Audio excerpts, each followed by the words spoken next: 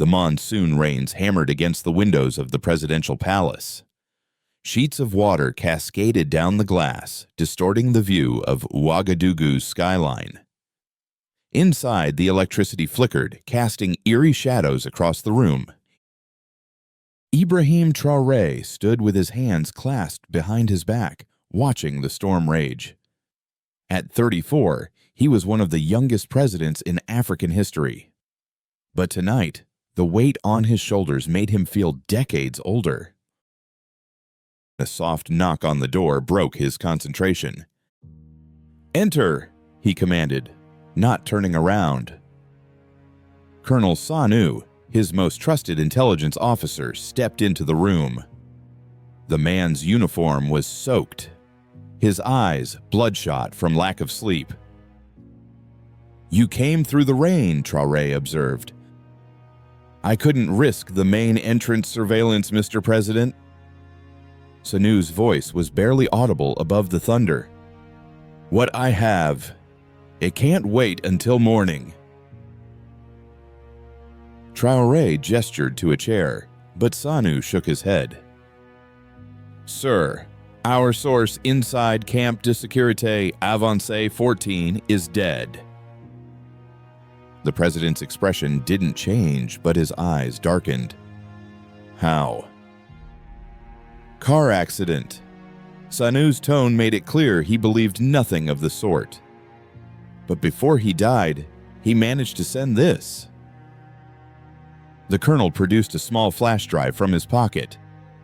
It looked ordinary, unremarkable, but the way Sanu handled it, like it was radioactive, told a different story. Traoré took the drive and plugged it into his secure terminal. The encryption broke after 3 password attempts. What appeared on screen made even the battle-hardened president inhale sharply. Satellite images, financial transactions, voice recordings, and most damning of all, a detailed replacement plan. Their plan to remove him from power. "They're accelerating their timeline," Sanu whispered. "According to this, you have less than 3 weeks before they initiate what they're calling Operation Kingmaker." Traoré scrolled through the documents, his jaw tightening with each swipe. The French weren't just planning to influence Burkina Faso's politics. They were orchestrating a complete takeover of the country's resource management. Gold, manganese, zinc, all redirected through shell companies. "Have you verified this?" Traoré asked, his voice steady despite the storm raging inside him. "As much as possible," Sanu replied. "The financial trails match known French intelligence front companies.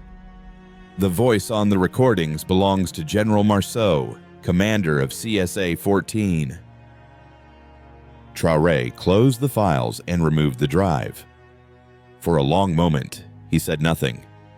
The only sound was the relentless rain and the distant thunder.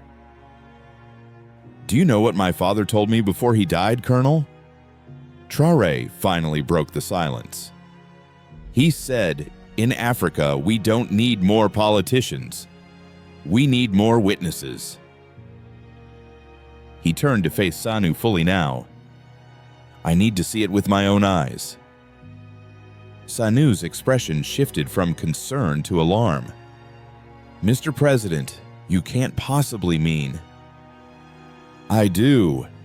Traoré's voice was steel. "I'm going into that base." "Sir, with all due respect, that's suicide." The colonel's professional composure cracked. "If they discover who you are—" "Then make sure they don't," Traoré cut him off. "Prepare everything. Limited circle of trust. Just you and 2 others you would trust with your children's lives." Lightning flashed, illuminating the president's face with harsh white light. His decision was made. "Sometimes, Colonel," he said quietly, The only way to expose a system is to step inside it. 48 hours later, in a nondescript apartment on the outskirts of Ouagadougou, 4 men gathered around a wooden table. The first was President Ibrahim Traoré himself, now barely recognizable. His usual military uniform replaced by worn civilian clothes. His clean-shaven face now sporting a week's growth of beard. His normally straight posture now slightly hunched, as if carrying an invisible burden. To his right sat Colonel Sanu, still uncomfortable with the plan, but loyal to a fault. Across from them were the only 2 other people trusted with this dangerous secret. Captain Diallo, a former Special Forces operator who now served as the president's occasional bodyguard, and Dr. Aminata Kone, the country's top cybersecurity expert. "Tell me you've reconsidered," Dr. Kone said, breaking the tense silence. Her fingers tapped nervously on her laptop. "This plan, it's unprecedented. It's reckless." "It's necessary," Traoré replied simply. "We have mountains of data, but no smoking gun. Nothing concrete enough to take to the African Union or the UN Security Council." Captain Diallo nodded in agreement. "Intelligence reports can be dismissed as forgeries, third-hand accounts as hearsay. But first-hand testimony from a head of state?" He let the implication hang in the air. Dr. Kone sighed, defeated but still concerned. "Then at least let me walk you through the technology again." She opened her laptop and pulled up schematics of what appeared to be ordinary sunglasses. "These contain a 4K microcamera with infrared capabilities," she explained. "The recording is transmitted in real time to a secure server that only I can access. If anything happens to you, we'll still have the footage." She then produced what looked like a standard military-issue watch. "This contains both a GPS tracker and an audio recorder. It also monitors your vital signs. If your heartbeat elevates beyond normal stress levels, or if it stops altogether."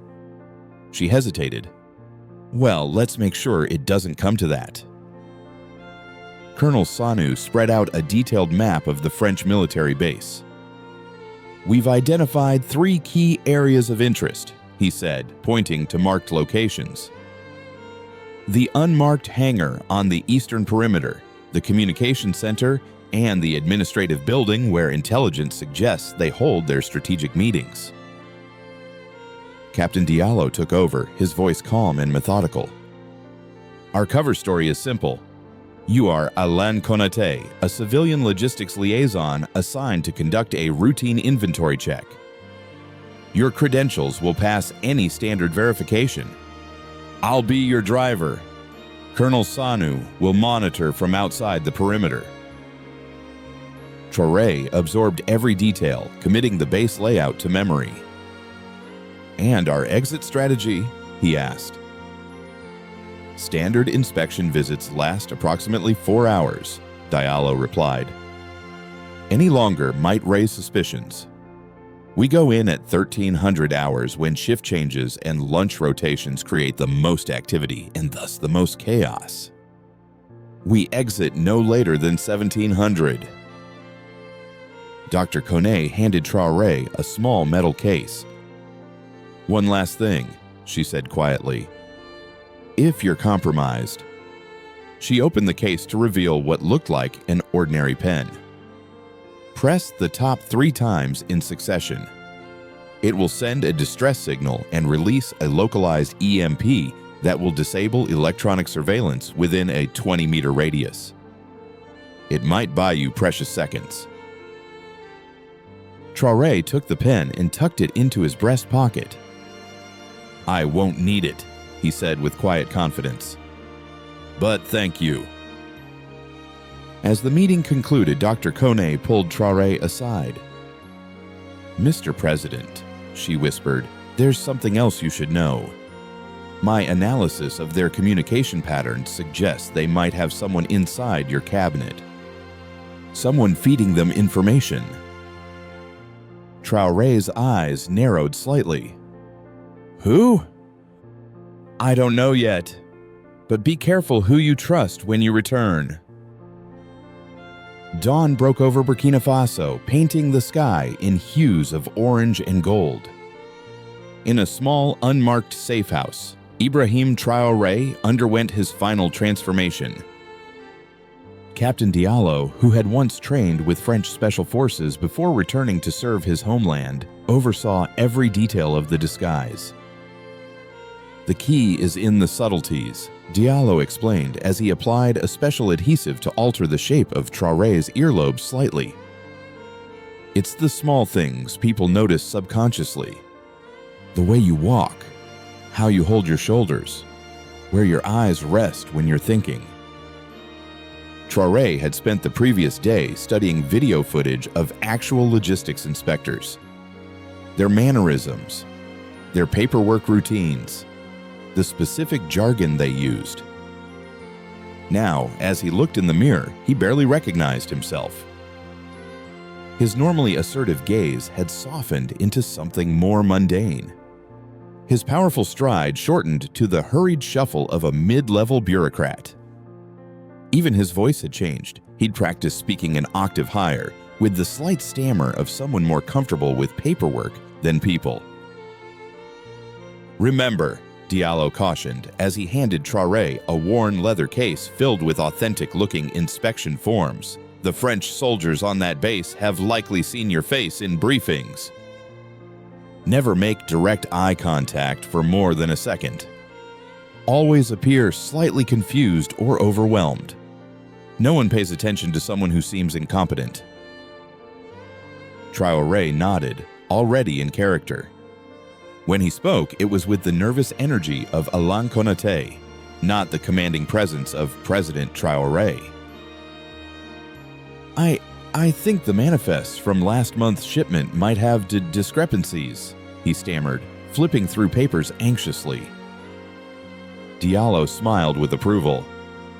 Perfect. Even I want to ignore you now. Outside, a dusty Toyota Hilux waited, the perfect unassuming vehicle for their mission. Its paint was faded, its bumper slightly dented. A vehicle so ordinary it would be forgotten the moment it passed from view. As they prepared to depart, Colonel Sanu arrived with one final piece of intelligence. General Marceau is on base today, he reported, his expression grave. He wasn't scheduled to be there until next week. Traoré and Diallo exchanged glances. This complicated things. General Francois Marceau wasn't just the commander of CSA-14. He was also the rumored head of France's clandestine resource acquisition program across West Africa.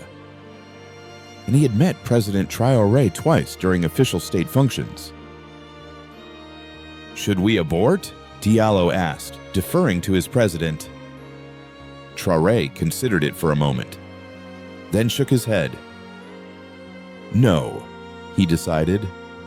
This might be our only chance to gather evidence on Marceau directly.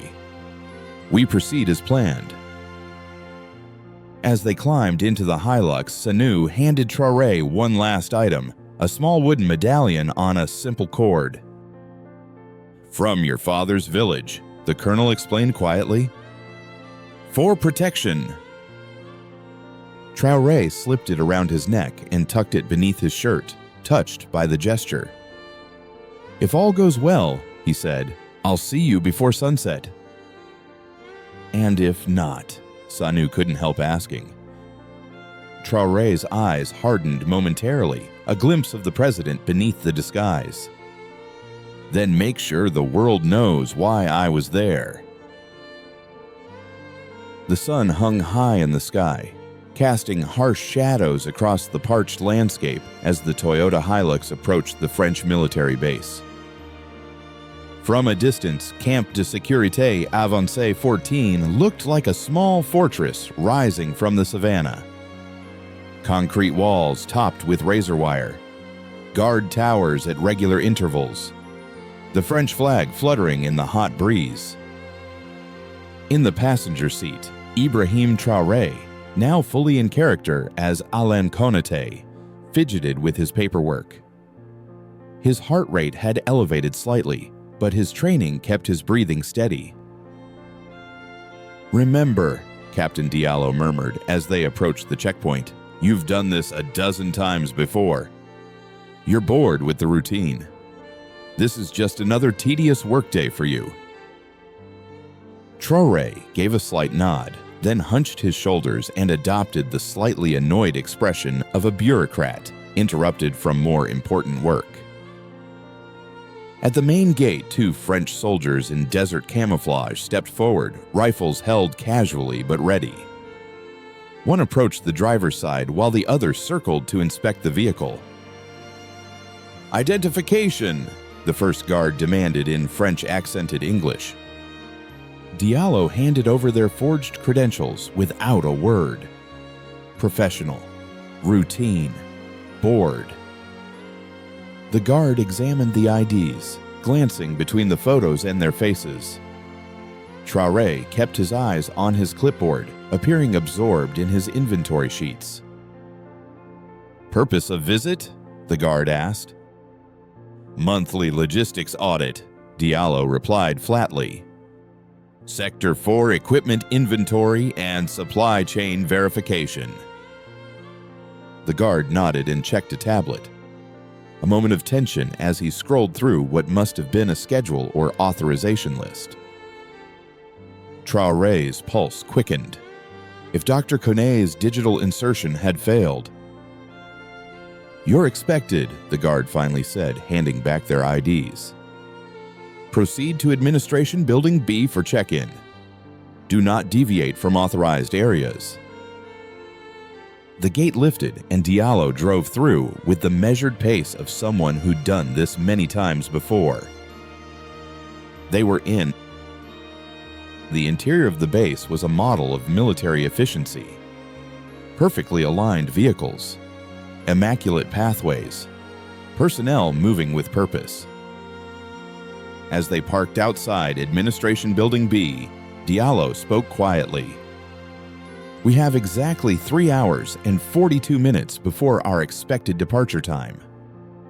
I'll handle the initial check-in process while you prepare your equipment. Remember, all inventory personnel are required to inspect the eastern storage facilities first. That will get you close to the unmarked hangar." Traoré gave an almost imperceptible nod as he gathered his clipboard and inspection tools. Inside Administration Building B, a French lieutenant barely looked up from his computer as Diallo presented their paperwork.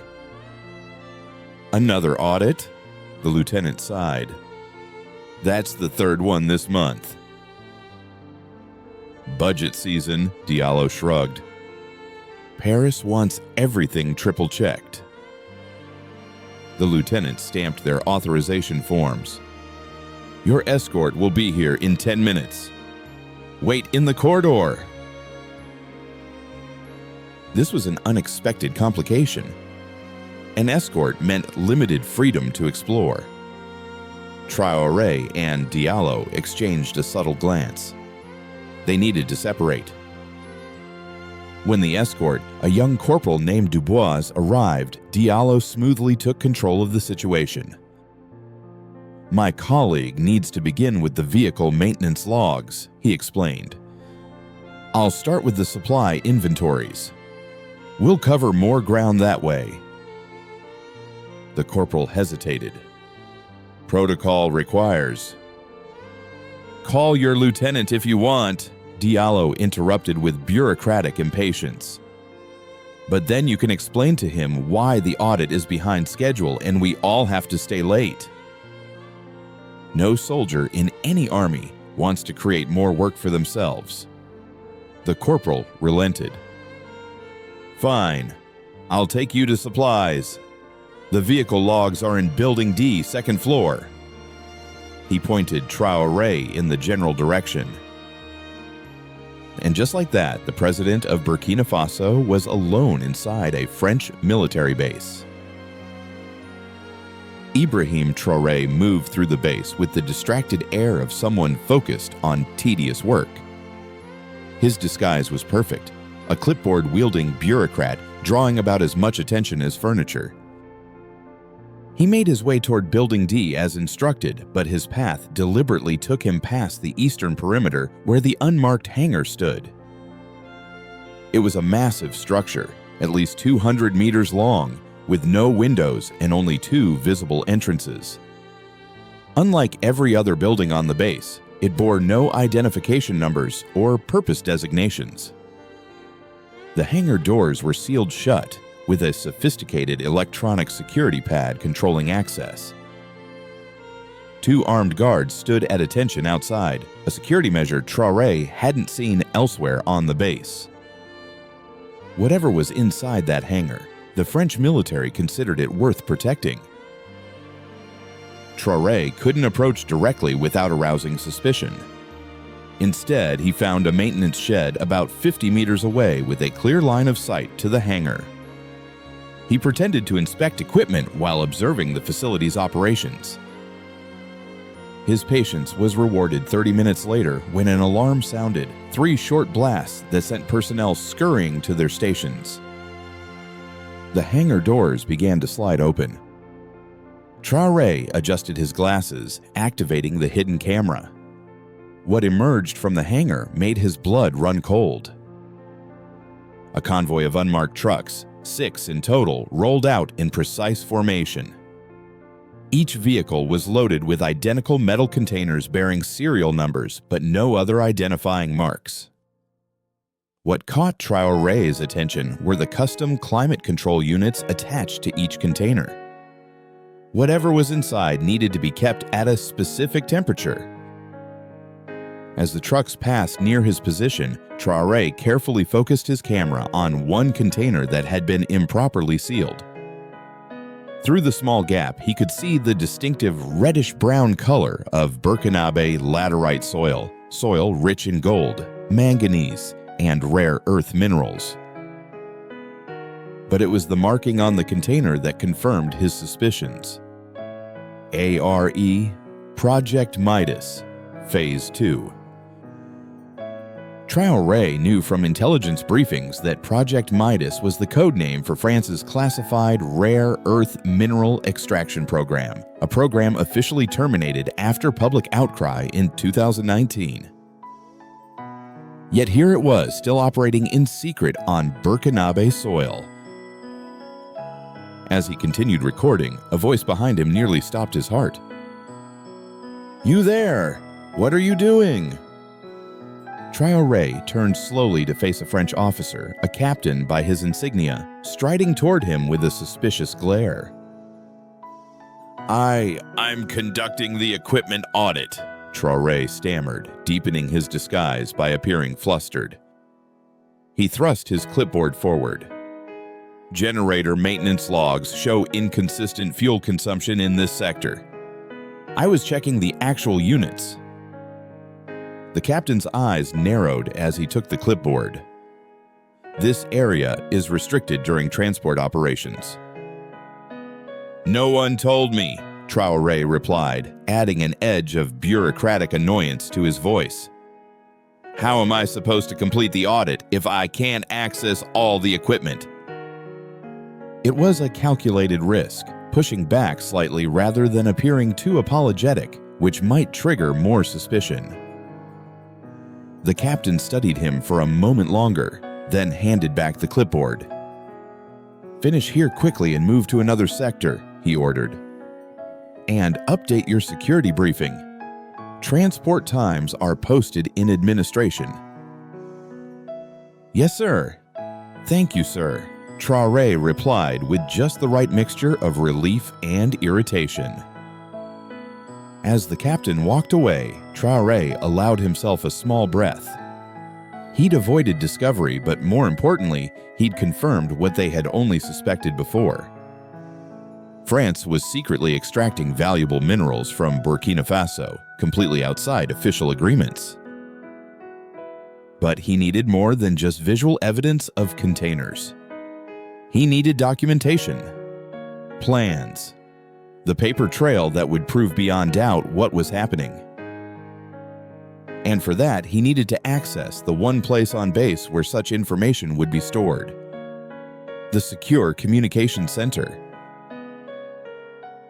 The base's communication center occupied the second floor of the command building, the most heavily secured structure in the compound. Unlike the administrative buildings with their open access, the command building required biometric scanning and keycard authentication. Traoré knew his forged credentials wouldn't get him past those systems. He needed another way in. The opportunity came in the form of a scheduled maintenance check. As part of his role as a logistics inspector, Traoré had legitimately requested network performance logs, a standard part of any base audit. When he arrived at the IT support office to collect them, he found it in chaos. "The entire North Sector network is down," a harried French technician explained when Traoré inquired about his logs. "The main router in the command building failed. We're still trying to restore communications." "Perhaps I can help," Traoré offered, seeing his chance. "I specialized in XTR9 routers before joining the inspection division." The technician looked at him with new interest. "You know the XTR systems?" Traoré nodded confidently. Thanks to Dr. Kone's briefing, he actually did know the French military's router protocols intimately. 20 minutes later, he was being escorted into the command building by the grateful IT technician. The man's security clearance gave them access through the biometric checkpoints. "The server room is just past the communication center," the technician explained as they climbed the stairs. "Try not to disturb the comms officers. They're already stressed with the systems down." As they entered the second floor, Traoré had to maintain his composure. He was now in the heart of French military operations in West Africa. Around him, officers monitored screens displaying satellite imagery, troop movements, and surveillance feeds from across the region. They passed through the communication center, a room filled with encrypted radio equipment, satellite uplinks, and computer terminals. Traoré carefully activated his glasses camera, capturing as much as possible without looking suspicious. In the server room, Traoré quickly located the malfunctioning router. The issue was simple: an overheated power supply that had triggered an automatic shutdown. He could have fixed it in minutes, but instead he deliberately worked slowly, creating opportunities to access other systems while appearing to troubleshoot the network problems. "I need to check if the data corruption affected the backup systems," he told the technician, who nodded gratefully. "Whatever you need, just get us back online," the man replied, distracted by alerts flooding his tablet. "I need to check the perimeter sensors. They're showing anomalies too." The moment the technician left, Traoré moved quickly. He inserted a specialized USB drive, Dr. Kone's creation, into one of the server terminals. The drive was programmed to search for specific keywords related to mineral extraction, Operation Kingmaker, and resource acquisition protocols. As the drive worked silently, Traoré continued his legitimate repair of the router, keeping one eye on the corridor through the server room's glass door. The terminal flashed green. Download complete. Just as he removed the drive, an alarm sounded throughout the building, not the emergency klaxon, but a steady, pulsing tone that indicated a security protocol activation. The technician burst back into the room, his face pale. "General Marceau just arrived," he explained breathlessly. "Unscheduled inspection. All non-essential personnel are to report to the assembly area immediately." Traoré's heart rate spiked. General Marceau, the one person on base who might recognize him, even through his disguise. "Is the network operational?" the technician asked urgently. Traoré nodded, having completed the repair while extracting data. "Should be up within 30 seconds. I just need to finalize the configuration." "Do it quickly and get to the assembly area," the technician ordered before rushing out again.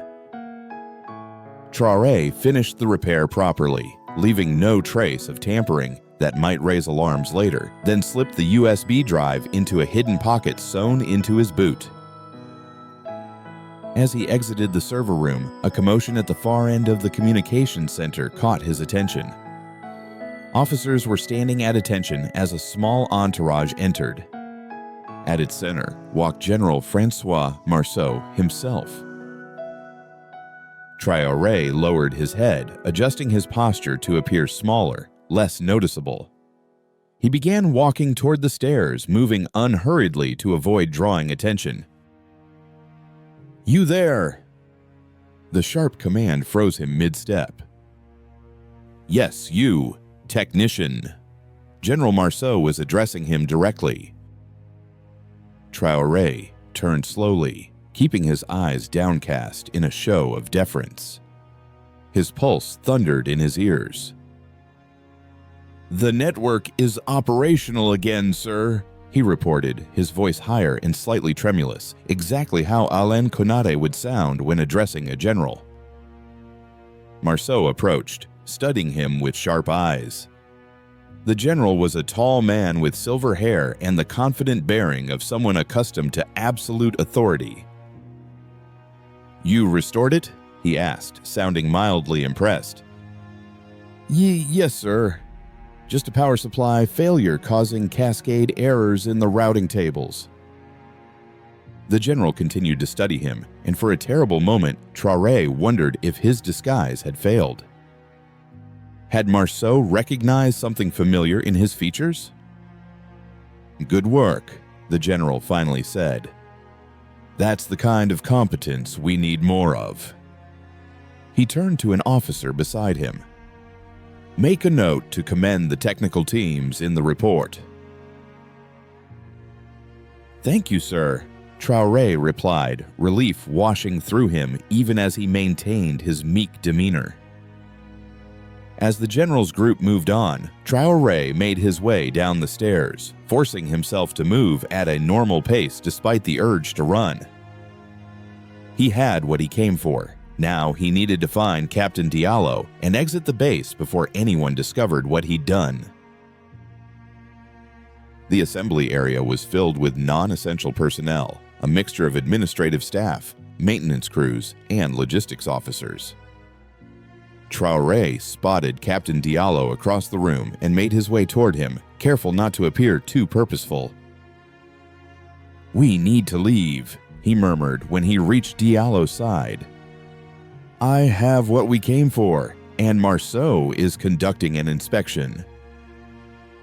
Diallo gave a slight nod. "There's a complication," he whispered back. "They've sealed the main gate for the duration of the general's visit. Standard security protocol." Traoré processed this new obstacle. They were trapped inside the base, potentially for hours, with evidence that could get them executed as spies if discovered. "Then we need a reason to be allowed out," he said quietly. Before Diallo could respond, a lieutenant addressed the assembled personnel.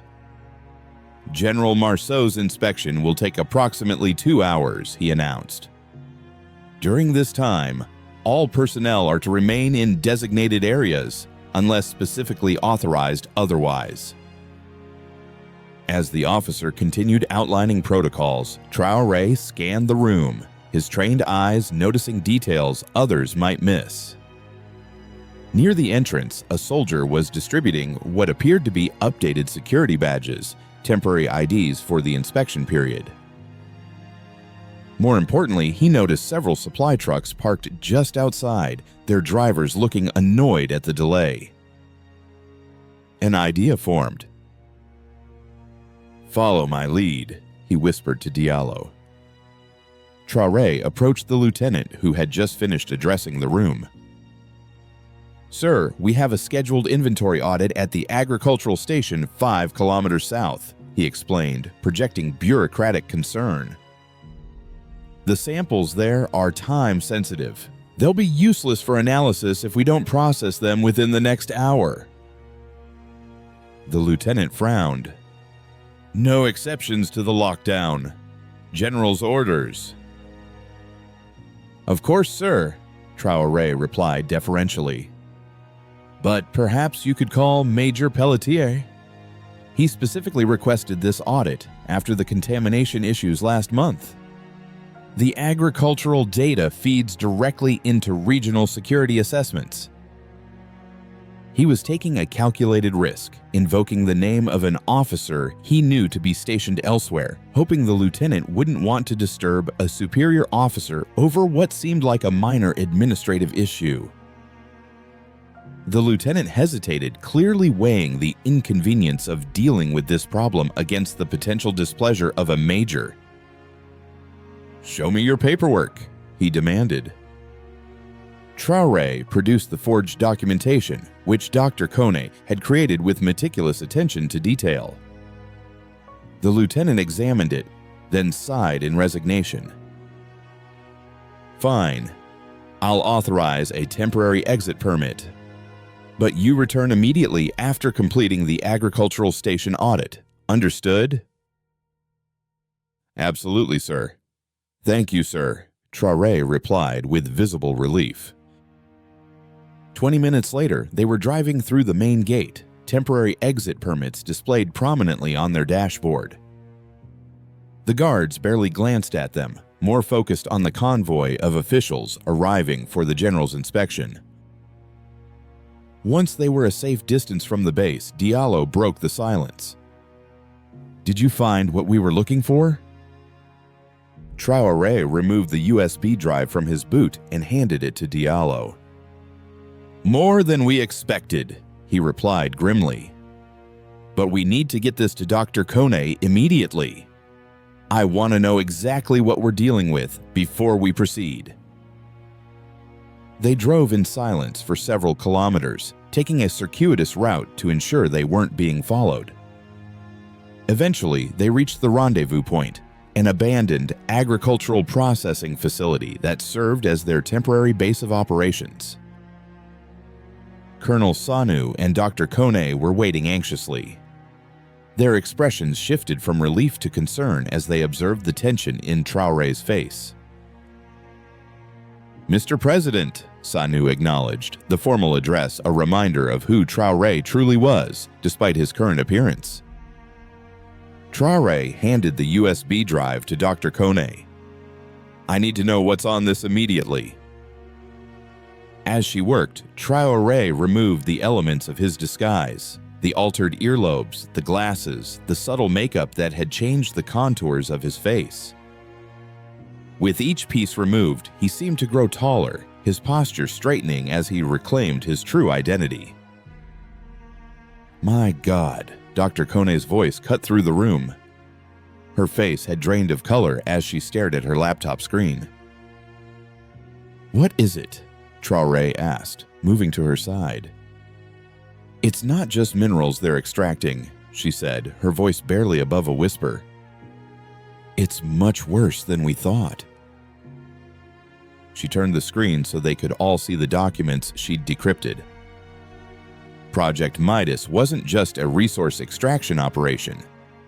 It was a comprehensive plan to destabilize multiple West African governments, including Burkina Faso, and replace them with regimes favorable to French interests. The documents detailed surveillance on key government officials, planned economic pressure points, and even lists of potential replacement leaders already being groomed. Most disturbing were the detailed profiles of military officers who might be persuaded or coerced to support a coup. Several names in the Burkinabe armed forces were highlighted, including some in Traoré's inner circle.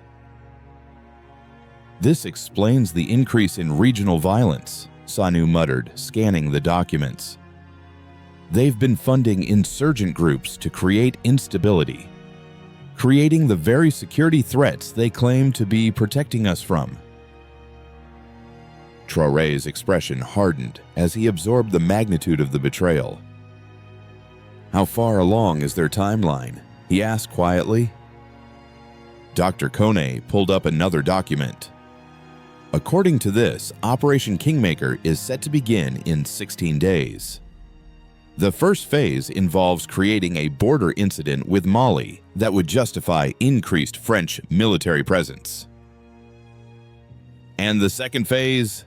Diallo asked, though his expression suggested he already knew the answer. "Removal of obstructive leadership elements," Dr. Kone quoted from the document. She looked directly at Traoré.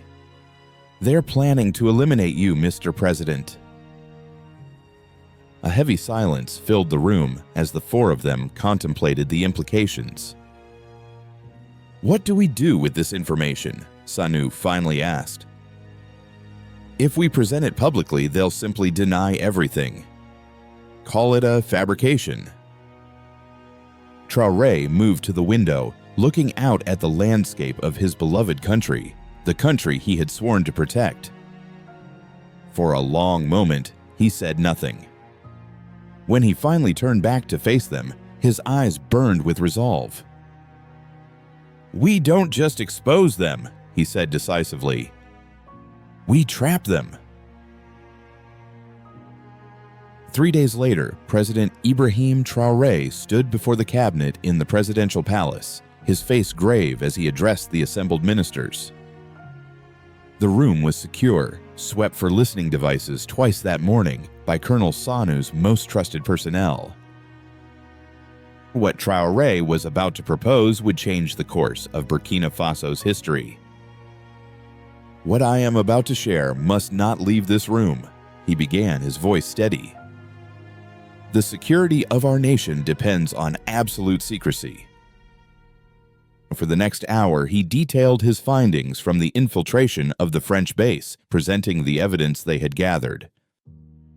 The ministers' expressions shifted from shock to outrage as they absorbed the magnitude of France's planned intervention.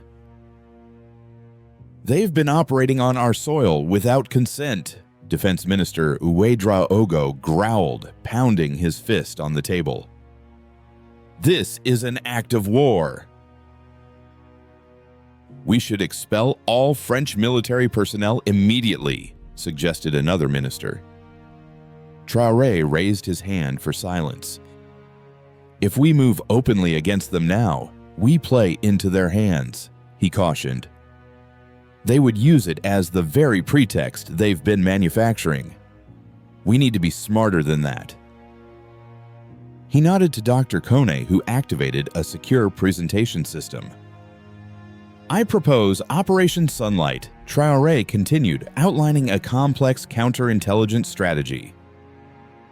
"Rather than confronting the French directly, we will redirect their operation against them." The plan was audacious. Instead of preventing the French operation, they would allow it to proceed, but under their watchful eyes and with critical modifications. "We know their agents, their methods, and, most importantly, their timeline," Traoré explained. "We can use this knowledge to feed them what we want them to see, while simultaneously gathering irrefutable evidence of their illegal activities." The strategy would require perfect execution. They would identify the compromised officials in their own government, the traitors who had aligned with French interests, and use them as unwitting channels for misinformation. More crucially, they would secretly reach out to other West African nations targeted by similar French operations, creating a united front. "When we have gathered sufficient evidence, we will present it simultaneously to the United Nations Security Council, the African Union, and the International Court of Justice," Traoré concluded. "France will face diplomatic isolation and legal consequences while we secure the true independence our ancestors fought for." The room fell silent as the ministers contemplated the risk, and the potential reward of such a bold strategy. "This plan places you in extreme danger, Mr. President," Foreign Minister Cabaret finally said, voicing what everyone was thinking. "If they discover our countermeasures." Traoré nodded solemnly. "I am aware of the personal risk, but the alternative is to watch our nation fall back into the shadows of colonialism. That is a price I refuse to pay." He looked around the room, meeting each minister's eyes in turn. "I must know now, who stands with Burkina Faso?" One by one, the ministers rose to their feet, a silent pledge of loyalty that moved even the stoic Colonel Sanu standing guard by the door. All except one. Minister of Energy Pascal Sawadogo remained seated, his face a mask of discomfort. "Minister Sawadogo," Traoré prompted quietly. The man's eyes darted nervously around the room before he finally stood, reluctantly joining his colleagues. Traoré noted the hesitation without comment. Later in private, he would instruct Dr. Kone to place Sawadogo under discreet surveillance.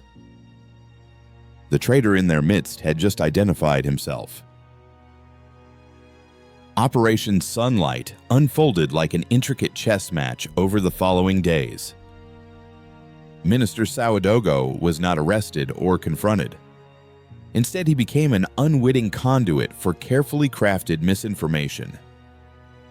Through him, the French received reports of growing dissension within Traoré's cabinet, of military units becoming disillusioned with the president's leadership. Meanwhile, through secure channels established by Dr. Kone, Traoré reached out to the leaders of Mali, Niger, and Chad, all nations facing similar French operations. "We have stood divided for too long," he told them during an encrypted video conference. "They have exploited our divisions, pitted our nations against each other while extracting our resources and undermining our sovereignty." He shared evidence of the French operations in their respective countries, evidence that matched their own intelligence too closely to be dismissed. "We propose a united response," Traoré continued. "Not through military action, but through synchronized legal and diplomatic measures that will expose centuries of exploitation for the world to see." One by one, the leaders agreed to join what would become known as the Ouagadougou Accord, a secret pact to reclaim true independence for their nations. At the same time, Colonel Sanu's team identified and began monitoring all French operatives within Burkina Faso's borders. Instead of arresting them, they allowed them to continue their activities under close surveillance, documenting every violation of sovereignty, every illegal transaction, every covert meeting. Captain Diallo led a specialized team to track the movement of illicitly extracted minerals, creating an irrefutable chain of evidence linking the resources to French military operations. And Dr. Kone implemented her most ambitious project yet, a sophisticated digital trap designed to capture French military communications about Operation Kingmaker. As the days passed, tension mounted in the presidential palace. According to their intelligence, the French operation was proceeding exactly as scheduled. Border incidents with Mali were increasing. International media had begun reporting on growing instability in the region. French diplomatic channels were expressing concerns about governance in Burkina Faso. All signs of the coming storm. 7 days before the planned coup, Traoré received word that General Marceau had arrived in the country for what was officially described as a routine security consultation. "He's here to give final instructions to their operatives," Colonel Sanu concluded during their evening briefing. "Have we identified all the military personnel they've compromised?" Traoré asked. Sanu nodded grimly. 15 officers, including 2 generals and the commander of the Presidential Guard. We've placed them under surveillance but not removed them from duty. As you ordered. Traoré absorbed this betrayal with remarkable composure. And Minister Ouagadougou's activities? He met with a French cultural attaché yesterday, Dr. Koné reported, the term cultural attaché clearly a diplomatic cover. We recorded the entire conversation. He provided details of your schedule for the coming week, including the planned trip to the northern provinces. A trip I have no intention of making, Traoré noted with grim satisfaction. The false itinerary had been carefully planted where Ouagadougou would find it, a key part of their counterintelligence strategy. What about our international preparations? Traoré asked, turning to Foreign Minister Cabaret. The evidence packages have been prepared for the UN, AU, and ICJ, Cabaret confirmed. Our representatives are in position, ready to submit everything the moment you give the order. Additionally, independent journalists from 20 major international news organizations have received encrypted preliminary materials that will unlock automatically if we activate the protocol. Traoré nodded, satisfied with the preparations. Then we proceed to the final phase, he declared. Operation Sunlight enters its endgame tomorrow. As the meeting concluded, Captain Diallo lingered behind. Mr. President, he said when they were alone, I must express my concern for your safety. You are placing yourself at the center of their operation as bait. Traoré smiled slightly. Not as bait, Captain. As witness. Just as my father advised.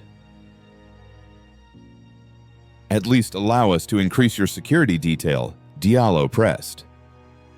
Too obvious, Traoré replied, shaking his head. If they sense anything unusual, they'll abort. We need them to commit fully to their plan if we're to expose them completely. Diallo nodded reluctantly, understanding the strategic necessity even as he worried for his president's safety. Get some rest, Captain, Traoré said, clapping him on the shoulder. Tomorrow we change the course of African history. The trap was set with meticulous precision. Following the false itinerary leaked through Minister Ouagadougou, President Traoré appeared to depart the capital for the northern provinces early in the morning. In reality, he had never left the secure compound beneath the presidential palace, where he monitored events alongside Dr. Koné. The presidential convoy that left the city contained a body double, a loyal officer of similar build, who had volunteered for the dangerous mission. As expected, the convoy was ambushed 40 kilometers outside Ouagadougou. French special forces, operating under the guise of insurgents, staged what appeared to be an assassination attempt. What they didn't know was that Colonel Sanou's elite units were positioned nearby, documenting every aspect of the attack with high-resolution cameras and directional microphones. Every word spoken, every tactic employed, every French-manufactured weapon used, all recorded as irrefutable evidence. The body double was safely extracted during the orchestrated chaos, while the French operatives believed they had successfully neutralized President Traoré. Within hours, international news agencies were reporting the suspected assassination of Burkina Faso's president. Global condemnation poured in. The French government issued a statement expressing deep concern and offering assistance in maintaining stability.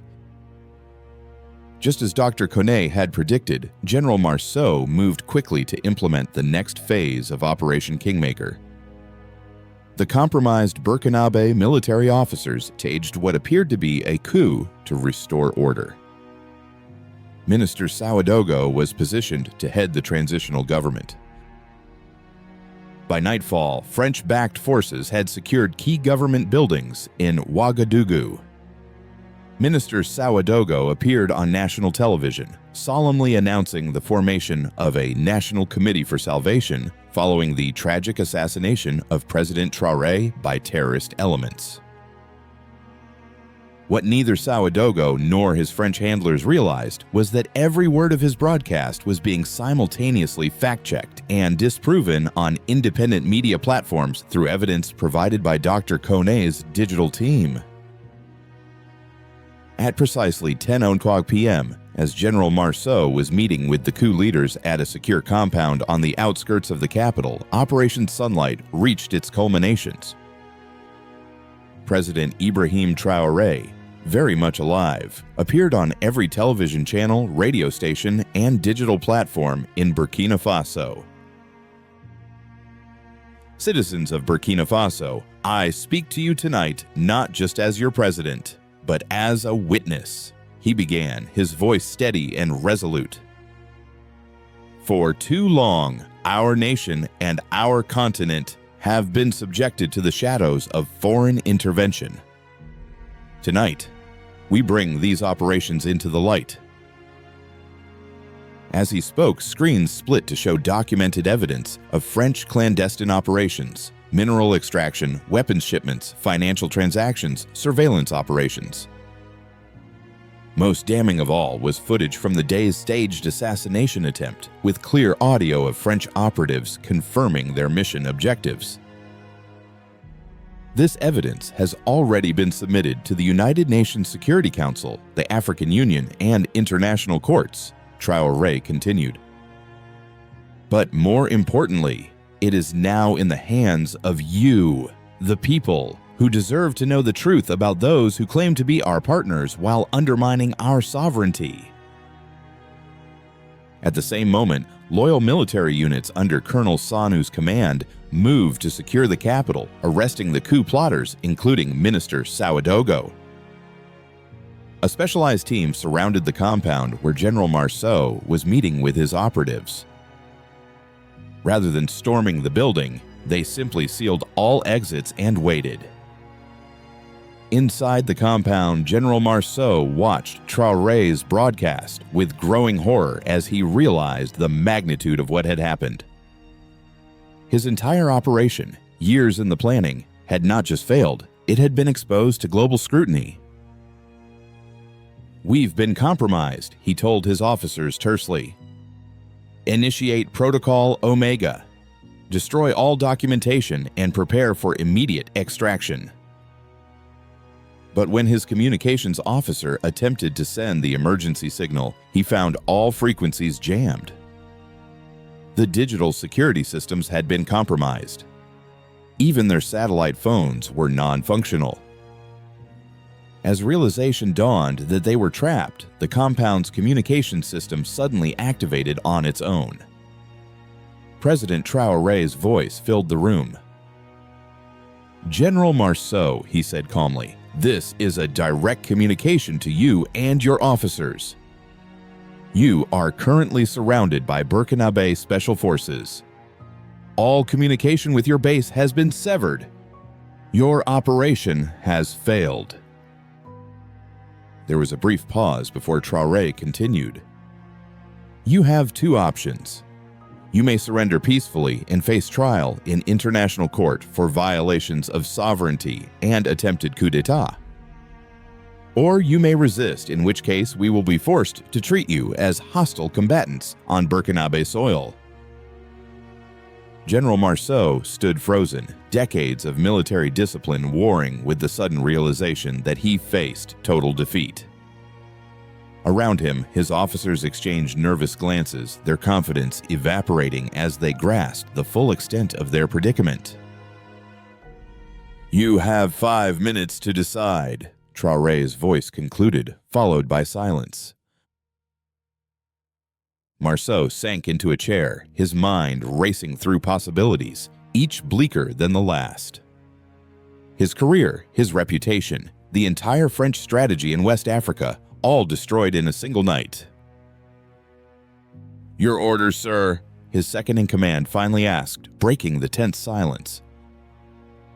The general looked around at the faces of his officers, men and women who had followed his commands without question, believing in the righteousness of their mission, or at least in its necessity for French interests.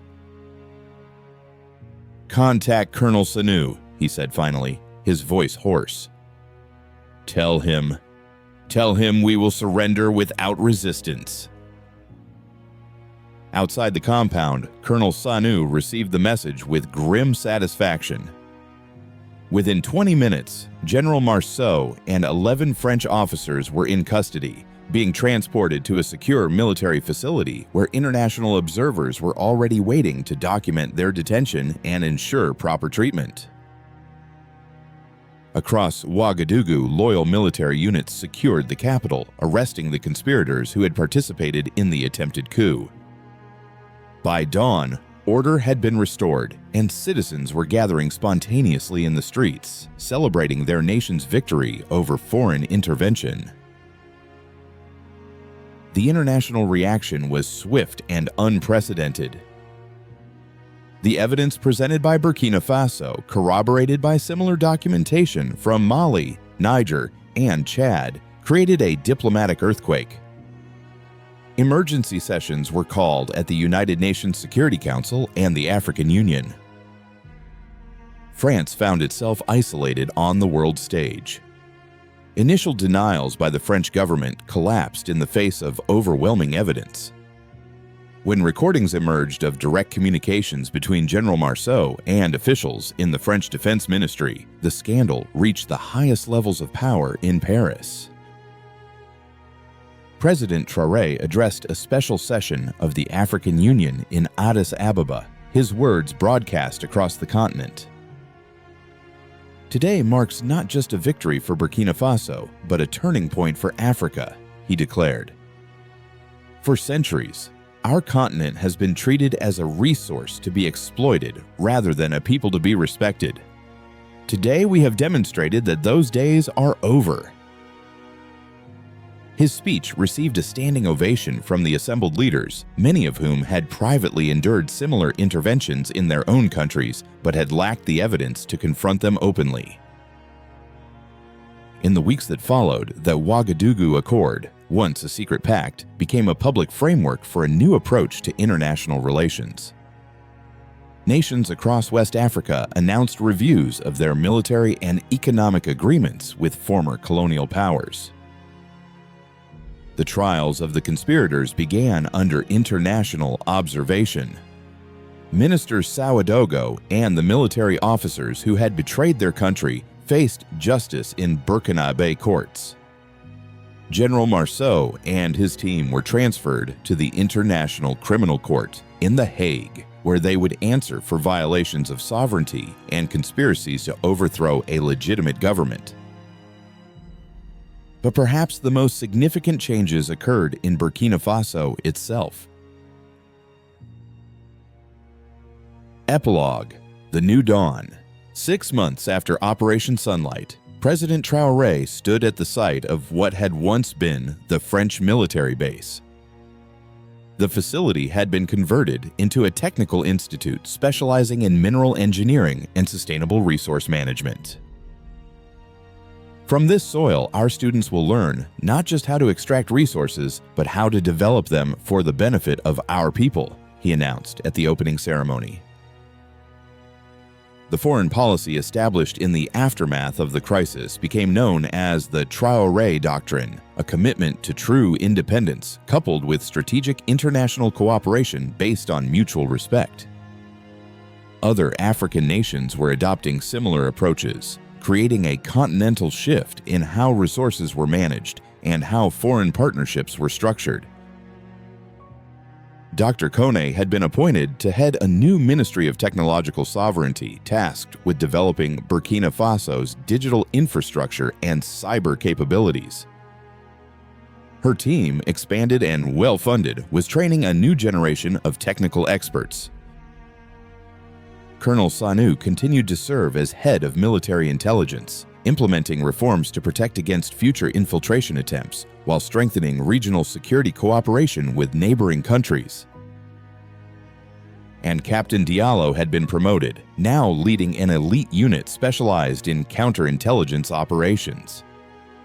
The lessons from Operation Sunlight had been codified into training protocols that were being shared with allied nations. As evening fell over the new institute, Traoré walked alone through the grounds, reflecting on the journey that had brought them to this moment. He thought of his father's words, about being a witness to history rather than merely its subject. Burkina Faso had done more than witness history. It had changed its course. In his office back at the presidential palace, a small frame photograph sat on his desk, a reminder of the stakes for which they had fought. It showed a simple rural village, children playing near a well that provided clean water to the community. A project completed with resources that now served the people rather than foreign interests. This was the true meaning of independence, Traoré reflected.